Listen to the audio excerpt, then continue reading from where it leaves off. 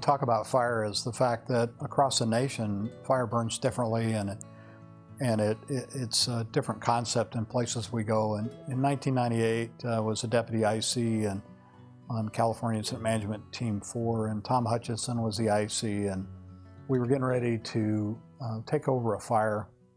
And so Tom and I had gone out to look at the burning conditions and the piece of grounds where the fire was that we were going to take over. And so we drive out, and we're on Interstate 95, and it's closed. There's no traffic on it. So we see fire coming, and the fire front's coming, and it comes out of the woods, and we're looking at the highway thinking, well, you know, we're from Southern California, and green grass, you know, 2 lanes northbound, green grass, 2 lanes southbound, green grass, the woods.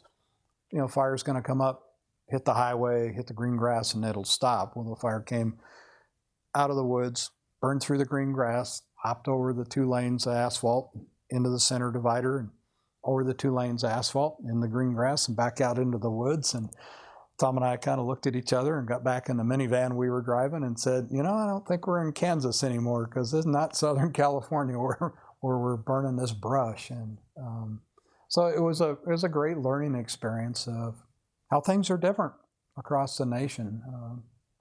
And you know, you go to places like Tennessee, you know, and we were close in Tennessee where they had the volunteers were getting ready to have a football game. So all the crews and all the incident management support people, we had to keep moving farther and farther and farther away from Knoxville, you know, because there were no motel rooms to put people up in.